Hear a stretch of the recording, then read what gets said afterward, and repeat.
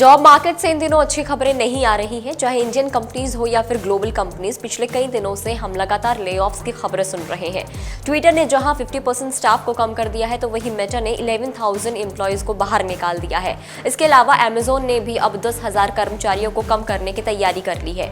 अगर Indian startups की हम लोग बात करें तो बायजूस, अनअकैडमी समेत कई ऐसे स्टार्टअप्स हैं जिन्होंने लेऑफ्स किए हैं। हजारों कर्मचारी इस लेऑफ से इफेक्ट हुए हैं और बेरोजगार हो गए हैं। रिसेशन का दौर चल रहा है, ऐसे में लेऑफ से इंपैक्टेड एम्प्लॉयज को पता नहीं कितना वक्त लगे दूसरी नौकरी पाने में। तो जरूरी है कि जब तक नई नौकरी नहीं मिलती, आप अपने फाइनेंसेस को इस तरह से मैनेज करें ताकि आपको परेशानियों का सामना ना करना पड़े। Hi, this is Bhavana and you are watching Good returns.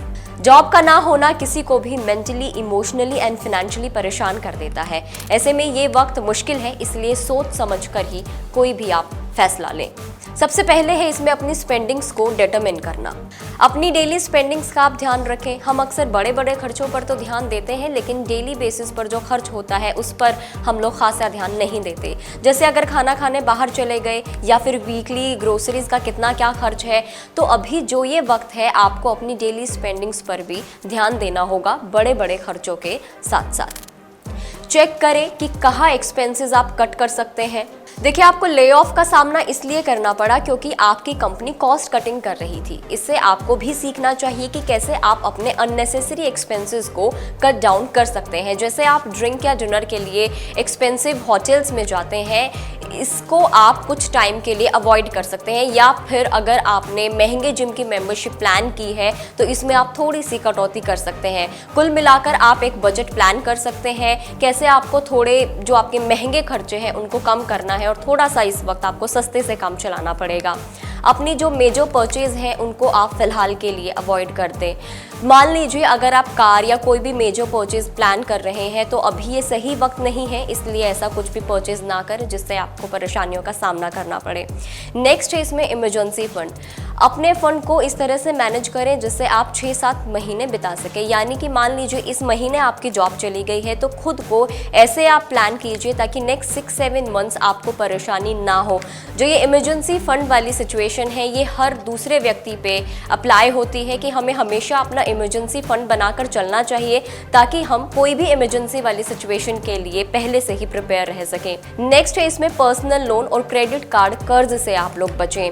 कुछ समय के लिए पर्सनल लोन या क्रेडिट कार्ड कर्ज से आपको बचना चाहिए। कुछ वक्त के लिए परेशानी में आपको ये सही लग सकता है, लेकिन चूंकि पर्सनल लोन में इंटरेस्ट रेट ज़्यादा होता है इसलिए आपको फ्यूचर में परेशानी आ सकती है। इसलिए किसी भी तरह के डेट से आपको बचना चाहिए। आपने सुना ही होगा, जितनी चादर हो उतने ही आप अपने पैर फैलाइएगा। अगला है इसमें पार्ट टाइम जॉब। जब तक आपको दूसरी नौकरी नहीं मिल जाती है तब तक के लिए आप फ्रीलांसिंग या पार्ट टाइम जॉब को कंसिडर कर सकते हैं। इससे एटलीस्ट थोड़ा सा आपकी इनकम मैनेज हो जाएगी। छोटी कंपनी या स्टार्टअप से आपको बचना चाहिए। अब मान लीजिए आपको दूसरी जॉब मिल रही है तो आपकी दूसरी जॉब का फैसला भी आपको सोच समझ कर लेना होगा। किसी भी छोटी कंपनी या स्टार्टअप में दूसरी जॉब एक्सेप्ट करने से पहले याद रखें कि ऐसी कंपनीज बड़ी कंपनीज के मुकाबले कम सिक्योर होती हैं। रिसेशन की जब मार पड़ती है तो सबसे पहले इन्हीं कंपनीज से ले ऑफ होता है, इसीलिए सोच समझ कर फैसला लें। अब आता है इसमें हेल्थ इंश्योरेंस। नौकरी जाने के बाद अब अगर आपके पास हेल्थ इंश्योरेंस का बेनिफिट नहीं है तो एक अच्छा और सस्ता हेल्थ इंश्योरेंस आप ज़रूर ले लीजिए। ज़्यादा प्रीमियम वाले हेल्थ इंश्योरेंस को आप अवॉइड कीजिएगा।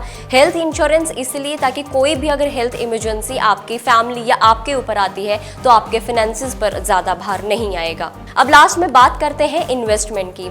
ले ऑफ के बाद रियल एस्टेट में इन्वेस्ट करने से बचें। मेरा कहने का मतलब ये है कि कोई भी रिस्की इन्वेस्टमेंट आप इस वक्त ना करें।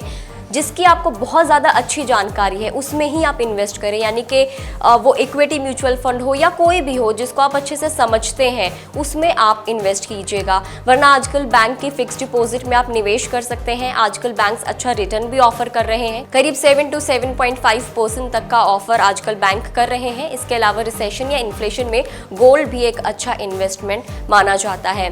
लास्ट जो मेरा आपको सजेशन रहेगा वो ये रहेगा कि आप ऐसे में कोई स्टार्टअप भी अपना प्लान कर सकते हैं। कहते हैं ना, आपदा में अवसर को तलाश करना, तो आप कोई स्टार्टअप प्लान कर सकते हैं। वेल, इस वीडियो में इतना ही। आई होप आपको ये इन्फॉर्मेशन बहुत काम की लगी होगी। See you in the next video. Bye bye.